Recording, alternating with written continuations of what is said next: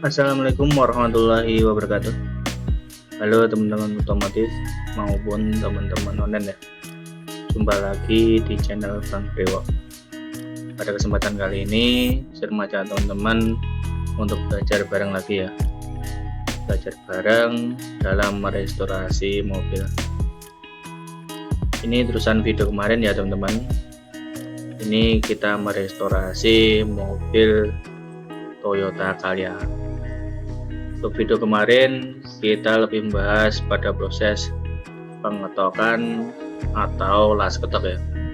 Dan untuk video kali ini kita lebih fokus pada proses pendempulannya sampai selesai. Oke.